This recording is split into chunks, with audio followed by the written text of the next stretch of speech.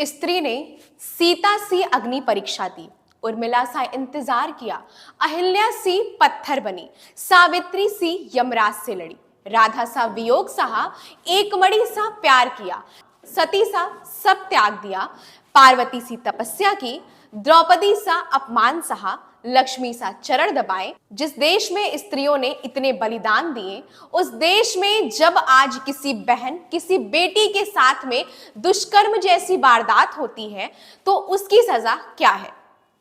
अगर आपसे पूछें कि भारत में दुष्कर्म की सजा क्या है, तो आप इस पर क्या कहेंगे? भारत में दुष्कर्म की सजा पर बहस एक जटिल और संवेदनशील मुद्दा है, जिसमें कई पहलू शामिल हैं। यहां हम इस विषय को व्यापक रूप से समझने की कोशिश करेंगे कि आखिर भारत में अभी तक कोई सख्त कानून क्यों नहीं लाया गया, इसके पीछे क्या पहलू है, इन्हें भी समझने की पूरी कोशिश करेंगे। तो वीडियो को शुरू करते हैं। भारत में जो कानूनी प्रक्रिया है वह इस प्रकार से है कि भारत में दुष्कर्म के मामले में सजा भारतीय दंड संहिता यानी कि आईपीसी की धारा 376 के तहत निर्धारित की जाती है। इस धारा के अनुसार दुष्कर्म के लिए न्यूनतम सजा 10 वर्ष का कारावास होता है, जिसे आजीवन कारावास तक बढ़ाया जा सकता है। कुछ विशेष परिस्थितियों में, जैसे कि नाबालिग के साथ दुष्कर्म, सामूहिक दुष्कर्म या दुष्कर्म के परिणाम स्वरूप पीड़िता की मृत्यु होने पर मृत्यु दंड भी दिया जा सकता है। दुष्कर्म एक जघन्य अपराध है जो पीड़िता के जीवन पर गहरा और स्थायी प्रभाव डालता है। इसीलिए यह आवश्यक है कि अपराधियों को कड़ी सजा मिले। सजा की गंभीरता न केवल पीड़िता को न्याय दिलाती है, बल्कि यह समाज में एक मजबूत निवारक संदेश भी भेजती है। दुष्कर्म के मामलों में सजा के विभिन्न प्रकारों पर विचार किया जा सकता है, जैसे कि कारावास। यह सबसे आम प्रकार की सजा है जिसमें अपराधी को एक निश्चित अवधि के लिए जेल में रखा जाता है।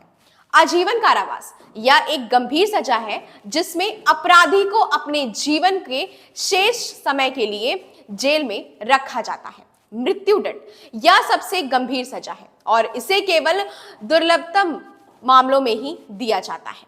आर्थिक दंड अपराधियों पर जुर्माना भी लगाया जा सकता है, जिसका उपयोग पीड़िता को मुआवजा देने के लिए किया जा सकता है।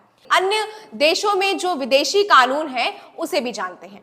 चाइना, चीन में अगर मेडिकल जांच में दोषी पाए जाते हैं तो दोषियों को सीधा मौत की सजा सुनाई जाती है। दुबई में दुष्कर्म के आरोपियों को 15 मिनट के अंदर फांसी की सजा सुनाई जाती है। अफगानिस्तान जैसे देश में अगर दुष्कर्म के आरोपी पाए जाते हैं तो उसे पत्थर मारकर हत्या या गोली से तुरंत उनकी हत्या कर दी जाती है। ईरान जैसे देश में तुरंत मौत की सजा 4 घंटे के भीतर फांसी की सजा सुनाई जाती है। इंडिया, कॉम्प्रोमाइज बहुत सोच विचार होता है। 2000 रुपए का जुर्माना लगता है, लोग मोमबत्ती लेकर रोड पर निकलते हैं बस, और अंत में कोई एक्शन नहीं होता। दुष्कर्म के मामलों में फांसी की सजा का प्रावधान होने के बावजूद 24 साल में 5 दुष्कर्मियों को ही फांसी की सजा मिल चुकी है। 2004 में धनंजय चटर्जी को 1990 के दुष्कर्म के मामले में फांसी की सजा दी गई थी, जबकि मार्च 2020 में निर्भया के 4 दोषियों मुकेश, विनय, पवन और अक्षय को तिहाड़ जेल में फांसी की सजा दी गई थी। भारत में हर घंटे 3 महिलाएं दुष्कर्म का शिकार होती हैं, यानी हर 20 मिनट में एक। देश में दुष्कर्म के मामलों में 96% से ज्यादा आरोपी महिला को जानने वाले होते हैं, यानी कि उनका कोई करीबी ही उस दुष्कर्म में शामिल होता है।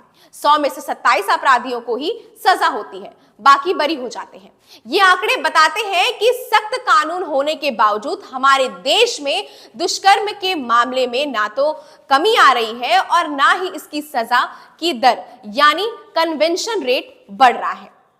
केंद्र सरकार की agency national crime record bureau यानी कि एनसीआरबी के आंकड़े बताते हैं कि भारत में साल भर में महिलाओं के खिलाफ अपराध के 4 लाख से ज्यादा मामले दर्ज होते हैं। इन अपराधों में सिर्फ दुष्कर्म ही नहीं बल्कि छेड़छाड़, दहेज, हत्या, किडनैपिंग, ट्रैफिकिंग, एसिड अटैक जैसे अपराध भी शामिल हैं। अगर आपसे पूछा जाए कि वर्तमान में भारत में जो दुष्कर्म की सजा है, क्या आप उससे संतुष्ट हैं, तो आपकी क्या प्रतिक्रिया होगी? हमें अपनी राय जरूर बताएं और ऐसी तमाम सारी खबरें देखने के लिए जुड़े रहें बेधड़क खबर के साथ। धन्यवाद।